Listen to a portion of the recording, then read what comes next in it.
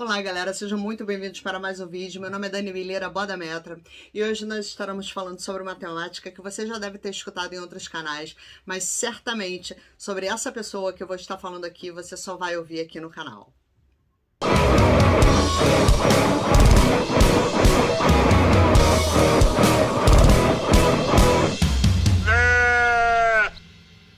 Na temática da ufologia, encontros com OVNIs, com extraterrestres, incluso encontro com alienígenas, humanoides, isso é muito comum a gente ouvir vários temas, vários casos anedóticos sobre isso.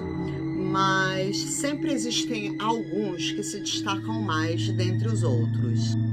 Quem conhece essas histórias certamente já escutou falar de Bob Lazar, um homem que disse que trabalhou na Área 51 em Groom Lake, em Nevada, no qual a sua tarefa era realizar engenharia reversa em um disco voador, em um OVNI recuperado de um incidente. Bob Lazar contou toda essa história para a imprensa e ainda afirmou que tinha medo, temia pela sua vida, porque afinal ele tinha contado tudo para todo mundo. Acontece que havia uma grande campanha de desprestígio com relação a Bob Lazar para que pudesse ser encoberto tudo isso que ele tinha contado, embora não tenha sido possível negar isso muitos anos depois. O mais importante dessa engenharia reversa, e foi o que ele contou para toda a imprensa e para o mundo todo, foi que ele conseguiu descobrir qual era o combustível dos OVNIs. Esse combustível eles chamavam de elemento 115, que muitos anos depois foi descoberto pelo homem e foi posto como nome de elemento moscóvio. Essa é uma história muito conhecida, mas a gente não vai adentrar muito nela. Se vocês quiserem que eu fale mais sobre o Bob Lazar, deixa aqui nos comentários que eu faço um vídeo com todos os detalhes, falando de tudo que aconteceu na época que Bob Lazar fez essas revelações. Hoje eu quero falar de outro Bob Lazar, porque muita gente não sabe que existiu um outro trabalhador da Área 51, que começou a revelar o que ele fazia ali. Só que, infelizmente, esse outro trabalhador morreu em 2009. Eu chamo ele de outro Bob Lazar porque ele conta exatamente a mesma história, só que não é tão popular quanto a de Bob Lazar. E, ao meu ver, nessas histórias que não são tão populares, há muito que investigar. Porque muitas vezes não querem que se fale em voz alta esses grandes segredos.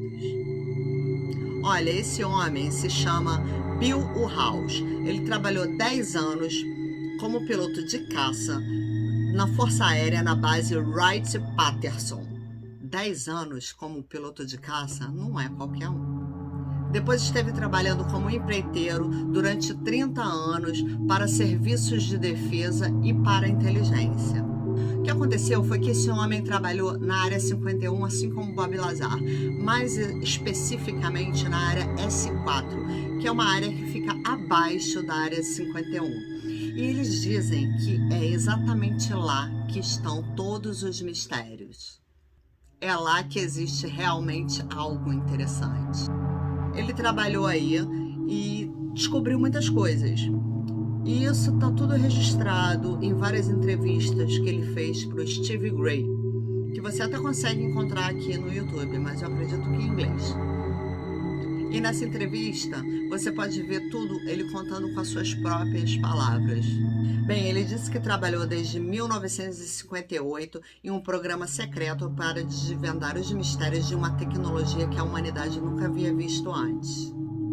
E aí, nesse meio tempo, veio um soldado que nunca se identificou e levou ele para essa área S4, e foi lá que ele começou a ver algumas coisas bem interessantes.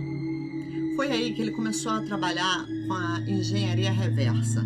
Ele começou a investigar um OVNI de 30 metros de altura, segundo as suas palavras. De acordo com Bill House, esse OVNI de 30 metros de altura foi encontrado em um incidente que aconteceu no Arizona, em Kingman. Isso é muito interessante e curioso, porque existe também o caso de UFOs em Kingman, exatamente em Kingman, que eram quando os militares subiam para a atmosfera para tentar ver quais eram os efeitos de bombas atômicas, e isso era relacionado também com OVNIs que haviam caído incidentemente naquele mesmo local. O caso Kingman é um caso bem conhecido e também está registrado. Bem, segundo o Sr. Bill House, ele teve realizando engenharia reversa nesse dispositivo e o que ele descobriu foi o seguinte: o OVNI gera seu próprio campo gravitacional. Não existe propulsão. Seu trabalho era diferente de Bob Lazar, mas ele também estava interessado nesse reator de como funcionava esse dispositivo. Mas o que ele descobriu foi que a parte que gerava o campo gravitacional não tinha tanto a ver com o elemento 115, mas sim com outros 2 elementos que Bob Lazar não revelou. E curiosamente, tinham a ver com 6 capacitores, carregados com 1 milhão de volts cada um. Porque, de acordo com ele, fizeram uma experiência em uma estrutura paralela a esse OVNI e eram necessários 6 capacitadores com 1 milhão de volts para que essa estrutura conseguisse levitar. Claro, um absurdo de energia, assim, um exagero, mas era isso que era usado. Agora, o mais fascinante eu não contei para vocês ainda. Quando esse OVNI chocou com a atmosfera em Kingman, tiveram 4 sobreviventes. 4 alienígenas.